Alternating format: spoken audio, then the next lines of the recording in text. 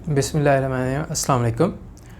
आज की वीडियो में हम बात करेंगे कि आसियान कंट्रीज़ यानी association of south east Asian Nations, उनमें क्या कोलैबोरेशन हो सकती है और क्या वो आपस में पावर शेयरिंग कर सकते हैं।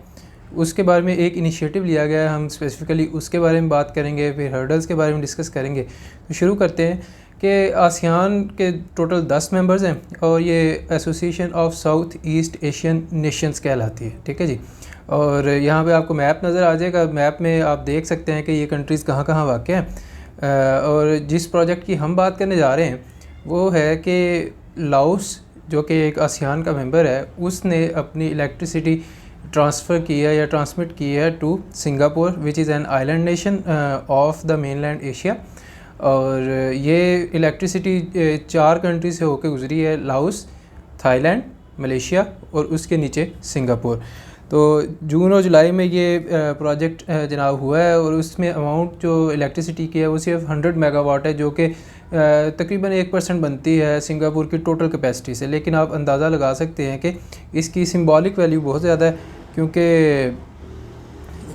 जो आसियान ग्रुप है उसमें सस्पिशंस, उसमें आपस की जो राइवलरीज़ है या एक दूसरे से नॉन कोऑपरेशन जो है वो काफ़ी ज़्यादा है। वो मतलब एक दूसरे के साथ इकट्ठे बैठते नहीं है या बहुत ज़्यादा ट्रेड वगैरह की टर्म्स अच्छी नहीं है। तो अगर इस तरह की कोलैबोरेशन होती है तो ये उनके फ्यूचर के लिए बहुत अच्छा हो सकता है और इसकी हम इम्प्लिकेशंस भी देखते हैं। पहले हम बात करते हैं कि कोलैबोरेशन ऑलरेडी हो कहाँ पे रही है। तो जनाब, नॉर्थ अमेरिका और यूरोप, दो ऐसे रीजन्स हैं जहाँ पे बहुत ज़्यादा कोलैबोरेशन है इन टर्म्स ऑफ एनर्जी।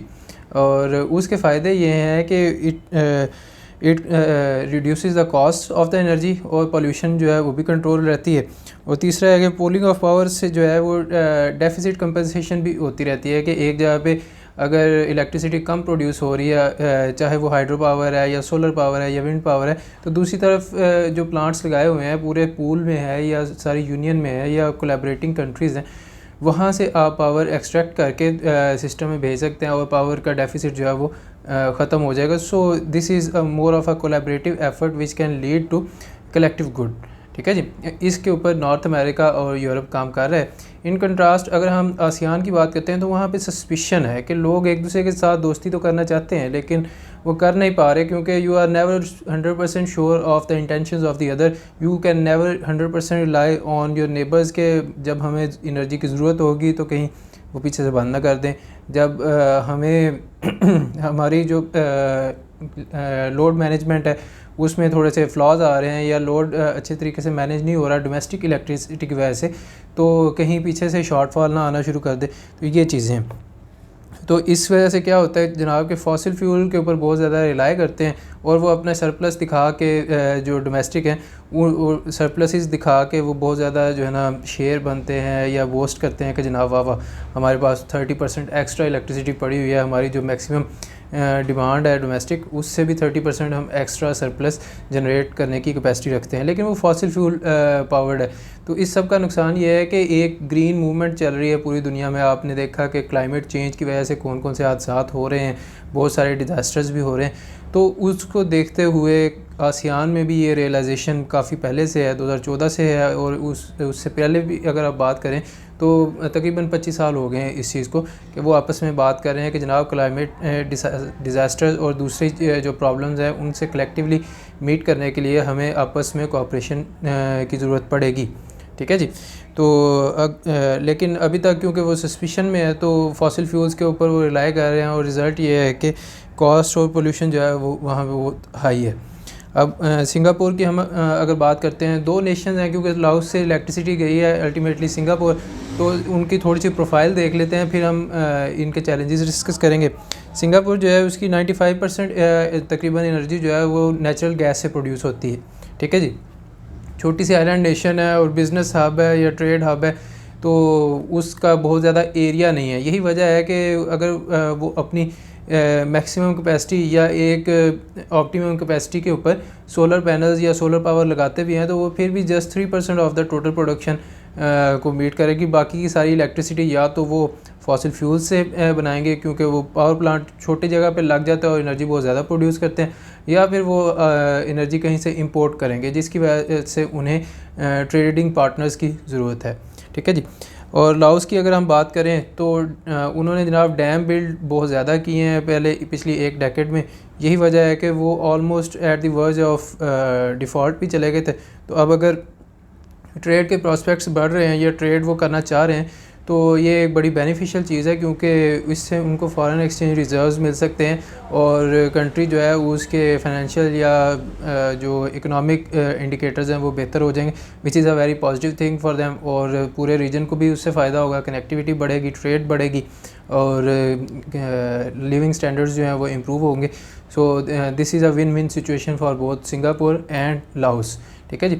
लेकिन इस सारे प्रोसेस के अंदर चैलेंजेस भी हैं कुछ, उनकी हम बात कर लेते हैं। फर्स्ट है जनाब के डिफरेंट लैंग्वेजेस सारे कंट्रीज़ में डिफरेंट लैंग्वेजेस बोली जाती हैं, तो कोलैबोरेशन या कोऑपरेशन जो है उसके लिए आपको कॉमन लैंग्वेज चाहिए होगी या फिर एक दूसरे की लैंग्वेजेस आपको समझनी पड़ेंगी, और जो कोड्स होते हैं सारे टेक्निकल डिफ़िकल्टीज़ होती हैं उन सारों को एक दूसरे की लैंग्वेज में ट्रांसलेट करना पड़ेगा। तो एक तो ये चैलेंज है। दूसरा है जी different regulatory and commercial regimes या मैकेनिज़म्स। तो रेगुलेटरी मैकेनिज़्म चाहे वो प्राइवेट हों या पब्लिकली ओन्ड हों, उनके बारे में डिफ़िकल्टीज़ हैं। वियतनाम या कंबोडिया वगैरह में डिफरेंट है, इसी तरह मलेशिया में कोई और होगा, तो उनके साथ कोलैबोरेट करने में या उनको ऑन बोर्ड लेने में भी एक डिफ़िकल्टी है।